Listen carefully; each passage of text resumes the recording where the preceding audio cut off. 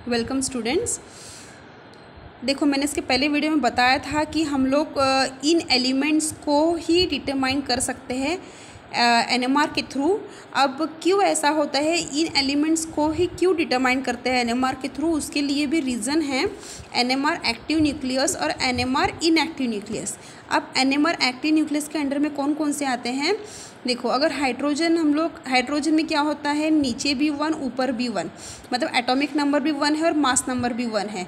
अगर atomic number odd है, mass number भी ऑड है, तो वो एनएमआर से डिटरमाइन हो सकता है। ठीक है, एनएमआर के थ्रू डिटरमाइन हो सकता है।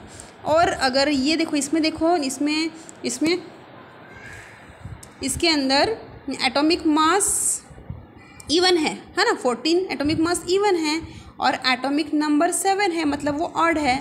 तो इस केस में भी ये एनएमआर एक्टिव रहेगा, मतलब इसका भी इसको डिटरमाइन कर सकेंगे हम लोग। नाइट्रोजन अगर इस फॉर्म में है तो इसको भी न्यूक्लियर एनएमआर के थ्रू डिटरमाइन कर सकते हैं।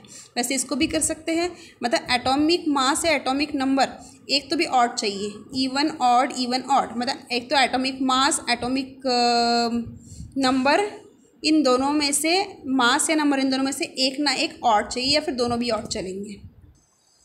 ठीक है, तो वैसे ही अगर एटॉमिक, ये वाला एग्जांपल ले रहे हैं हम लोग, एटॉमिक मास और एटॉमिक नंबर, ये मास और ये नंबर अगर दोनों भी इवन हैं तो इस तरह के एलिमेंट एनएमआर डिटरमाइन नहीं कर सकता। तो जो एनएमआर है, एनएमआर सिर्फ इस तरह के एलिमेंट ही डिटरमाइन करता है जिसमें या तो मास नंबर या फिर एटॉमिक नंबर दोनों में से कोई भी एक ऑड रहना ज़रूरी है, या फिर दोनों भी ऑड रहेंगे तो भी चलेगा। लेकिन अगर मास और नंबर दोनों भी इवन हैं तो उस तरह के एलिमेंट एनएमआर डिटरमाइन नहीं करता। उसके लिए कारण है, अगर एक ऑड रहेगा तो उसमें फिर स्पिन, प्रोटॉन स्पिन मिलती है, और स्पिन मिलेगी तो ही मैग्नेटिक मोमेंट मिलेगा। बताऊंगी मैं आगे, देखते हैं हम लोग। Element with either odd mass and odd atomic number have the property of nuclear spin. ठीक है, जिसके पास हाँ, अब ये वही बताया है कि जिसके पास ऑड या even atomic mass, atomic number दोनों में से कोई भी एक ऑड रहेगा तो उसके पास स्पिन मिलता है। अगर दोनों भी इवन है तो ऑड इलेक्ट्रॉन नहीं रहेगा और स्पिन नहीं मिलेगा। सब में पेयरिंग हो जाएगी, इवन रहेगा तो पेयरिंग सब में हो जाएगी, और एक भी ऑड इलेक्ट्रॉन नहीं रहेगा और स्पिन नहीं रहेगा। ऑड इलेक्ट्रॉन नहीं रहेगा तो स्पिन नहीं रहेगा। जैसे न्यूक्लियस में ऑड प्रोटॉन नहीं रहेगा तो स्पिन भी नहीं रहेगा। स्पिन रहना ज़रूरी है, एनएमआर डिटेक्शन में स्पिन रहना ज़रूरी है। पढ़ेंगे हम लोग, आगे के पढ़ेंगे तो और चीज़ें समझ में आ जाएगा। फिलहाल तुम लोग इतना याद रखो कि एटॉमिक नंबर और मास नंबर इन दोनों में से एक ऑड होना ज़रूरी है। अब देखो, odd atomic mass, atomic number nuclear will show spectra by NMR,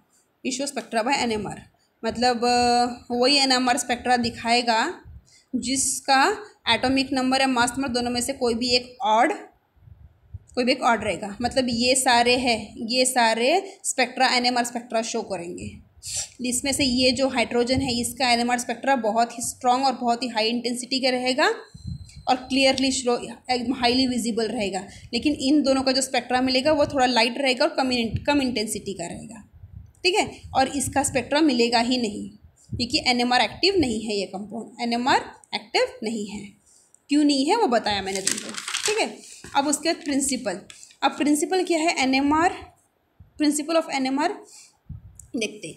the theory behind NMR, इस तरह रखते हैं, एक मिनट।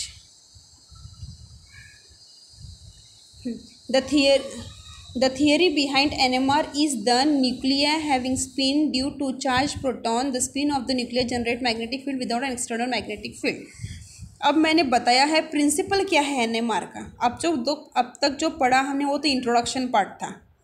ठीक है, अब तक जो पढ़ा हमने इंट्रोडक्शन पार्ट था कि किस किस का एनएमआर हम लोग डिटरमाइन कर सकते, किस किस एलिमेंट का एनएमआर हम लोग नहीं डिटरमाइन कर सकते। अब प्रिंसिपल में क्या है? प्रिंसिपल क्या है मेन, कि हमको एनएमआर में स्टडी करनी है न्यूक्लियस की, और न्यूक्लियस के अंदर होते हैं प्रोटॉन और न्यूट्रॉन। प्रोटॉन होते हैं पॉजिटिवली चार्ज, उसका पॉजिटिव चार्ज न्यूक्लियस को आता है, तो न्यूक्लियस भी चार्ज हो जाता है। अब चार्ज होने के बाद वो खुद भी रोटेट करता है, अपने ही स्पिन में रोटेट करता है, खुद ही स्पिन में रोटेट करता है, तो उसके आजू बाजू एक मैग्नेटिक फील्ड डेवलप हो जाती है। ये पढ़ा था हमने, ठीक है। तो यही सब पॉइंट्स भी लिखा है इसके अंदर। तो spin of nuclei are in the random direction.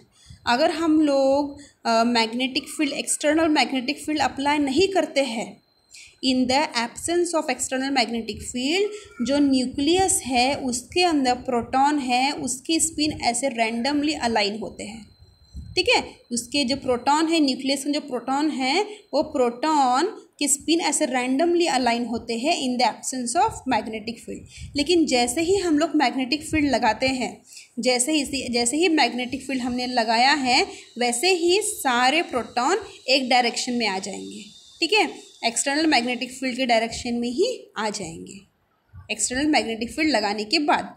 और फिर क्या होता है, उसके बाद हम लोग एक्सटर्नल मैग्नेटिक फील्ड लगा दिया, सब एक ही डायरेक्शन में आ गए, मैग्नेटिक फील्ड के डायरेक्शन में आ गए।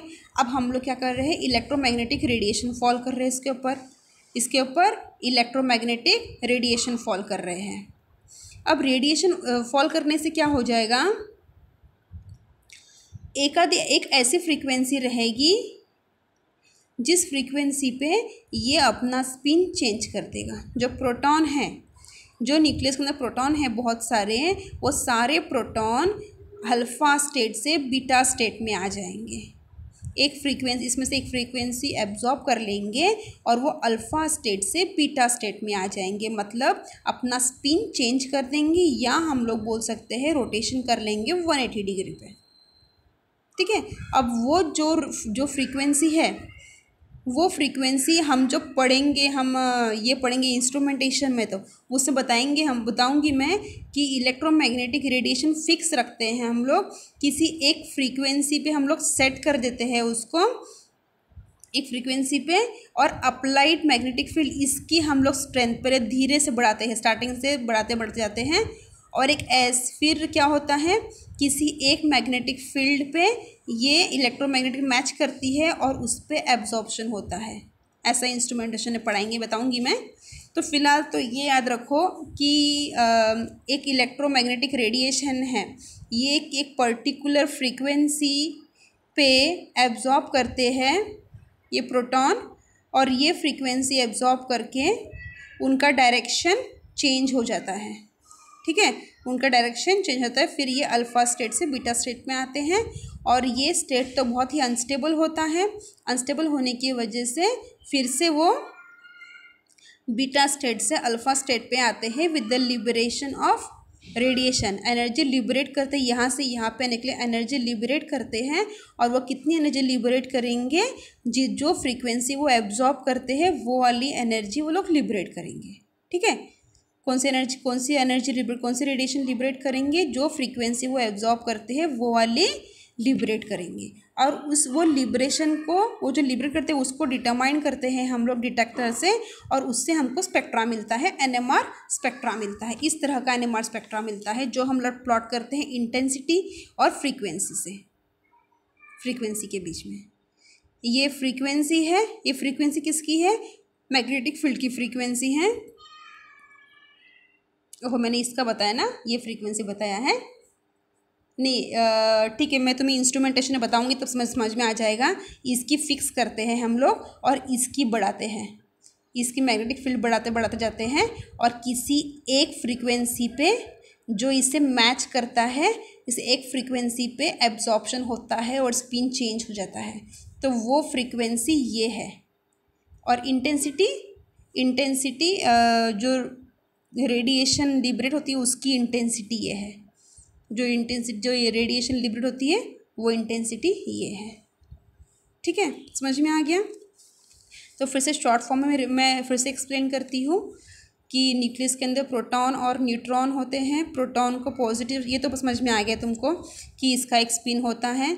तो न्यूक्लियस के अंदर बहुत सारे प्रोटॉन होते हैं, हर प्रोटॉन रैंडमली अरेंज होते हैं, लेकिन जैसे ही हम लोग फील्ड अप्लाई करते हैं, फील्ड अप्लाई करने के बाद क्या होता है कि सारे एक ही डायरेक्शन में आ जाते हैं। उसके बाद क्या होता है कि डायरेक्शन में आते हैं, फिर हम लोग इलेक्ट्रोमैग्नेटिक रेडिएशन जब अप्लाई करते हैं। से ये तो सिर्फ एक प्रिंसिपल बता रही हूँ मैं, एक्सपेरिमेंट जो करेंगे हम लोग उसमें थोड़ा सा अलग रहेगा, ठीक है, उसमें थोड़ा सा अलग है। ये तो जस्ट प्रिंसिपल कि क्या क्या होता है एक्चुअली, ठीक है। फिर जब इलेक्ट्रोमैग्नेटिक रेडिएशन हम लोग अप्लाई करते हैं तो इलेक्ट्रोमैग्नेटिक रेडिएशन के प्रेजेंस में, इसके प्रेजेंस में एक फ्रीक्वेंसी एब्जॉर्ब होती है, मैग्नेटिक फील्ड की एक फ्रीक्वेंसी एब्जॉर्ब होती है, और ये चेंज करते हैं अल्फ़ा से बीटा स्टेट पे।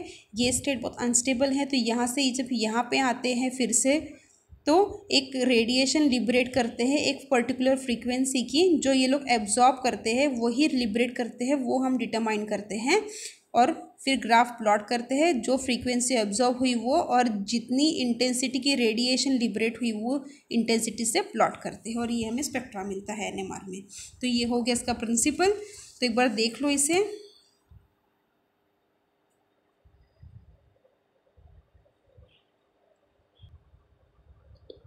ठीक है, इस तरह लिखना है तुम्हें। ये एग्ज़ाम में पूछते नहीं हैं, जस्ट मैंने एक नॉलेज के लिए ये सब बताया है कि क्या होता है एग्जैक्टली न्यूक्लियस में और एनएमआर के अंदर क्या क्या होता है।